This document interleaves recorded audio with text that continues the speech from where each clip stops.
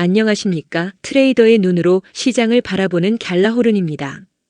주요 통화에 대한 달러의 가치를 보여주는 달러 인덱스는 일간 차트에서 120일 지수 이동 평균선을 넘어서는데 실패하고 조정에 들어갔습니다.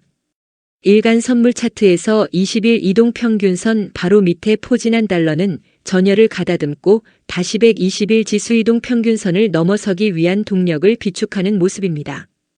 달러 인덱스 선물을 21선을 하회하고 있지만 단기적 상승 추세선 위에 있어 달러 강세에 대한 희망은 아직 남아있다 하겠습니다. 이번 주 달러가 반등에 성공한다면 100에 진입하는지 여부가 큰 관심사일 것입니다. 오랫동안 두 자릿수에 머물던 달러 인덱스 지수가 세 자릿수에 들어선다는 것은 단순한 상승 이상의 의미를 갖기 때문입니다. 하지만 달러가 이번 주 100대에 안착하는 것은 녹록지 않은 일입니다.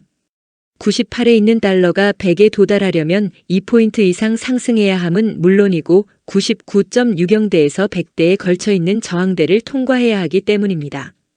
그리고 120일 지수 이동 평균선은 100.0 근처에 걸쳐 있습니다. 하지만 달러가 100에 안착하지 못한다는 규정이 있는 것도 아닙니다. 올해 초 트럼프 대통령이 취임한 이후 달러는 줄곧 미끄러지기만 했습니다. 그래서 달러는 96까지 내려가기도 했습니다. 달러는 96에서 바닥을 확인하고 꾸준히 반등을 모색하고 있고 등락을 거듭하면서 현재 98에서 100대 안착을 노리고 있습니다. 볼린저 밴드 상단과 120일 지수 이동선이 차례로 포진해 있는 저항대를 통과하기만 하면 달러는 100을 든든한 발판으로 삼고 추가 상승을 위한 도약을 준비할 것입니다. 달러 인덱스는 4시간 차트에서 이번 달이 시작하자마자 하락하기 시작해서 97대까지 밀려났습니다. 달러는 97.80대에서 단기적 바닥을 확인한 다음 반등에 나서고 있습니다. 반등과 대세 상승의 여정에 나서는 달러에게 첫 번째 관문은 20일 이동평균선 통과입니다. 하지만 현재 달러는 20일 이동선 앞에서 머뭇거리는 모습을 보여주고 있습니다. 시원하게 20일 이동평균선을 넘어서지 못하고 지지부진한 모습을 보여주면 달러는 상승에 대한 신뢰보다 하락에 대한 불안감을 투자자에게 전해주기 쉽습니다. 4시간 차트에서 120일 지수 이동평균선은 98.18에 있어 98.14에 있는 20일 이동평균선과 매우 가까이 있습니다. 달러가 이곳을 시원스럽게 통과하기는 쉽지 않아 보입니다. 하지만 달러가 100에 안착하고 본격 상승에 나서려면 이곳은 반드시 통과해야 하는 지점입니다. 달러가 이곳에서 어떤 모습을 보여주느냐에 따라 단기적인 달러 흐름이 결정될 것으로 보입니다. 달러가 21선과 120일 지수선 앞에서 지지부진한 모습을 보이면 달러가 이곳을 통과하더라도 뚜렷한 상승을 보여주는 대신 다시 하락할 가능성이 높아질 것입니다. 그런데 달러 인덱스가 100을 넘어서더라도 그것이 달러의 본격 상승을 보장하는 것은 아닙니다. 100이 주는 의미는 미끄러지기만 하던 달러가 비로소 하락을 멈추고 안정에 들어섰으며 이를 토대로 도약에 나설 수 있게 된다는 의미입니다.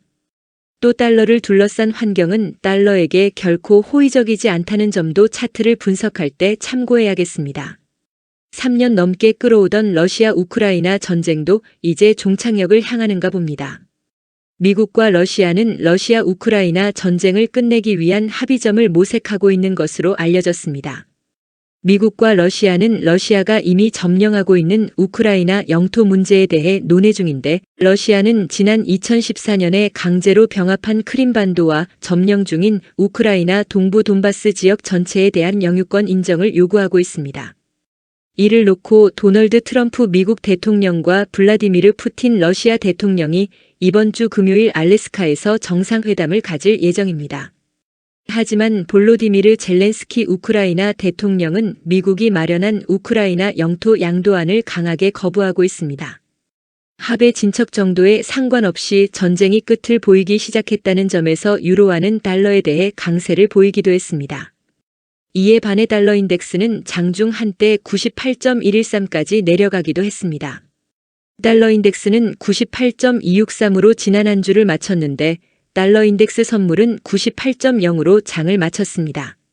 선물 시장 가격이 현물 시장 가격을 밑도는 백워데이션 상태입니다. 참고로 현물 시장과 선물 시장 가격 사이에는 선물 가격이 현물 가격보다 높은 콘텐고 상태가 일반적입니다.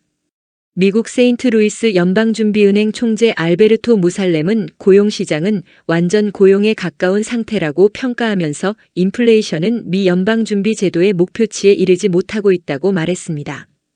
연방준비제도 연준 부의장 미셸 보먼은 현지 시간으로 9일 올해 남은 세 차례의 통화정책회의 때마다 기준금리를 내려야 한다고 밝혔습니다.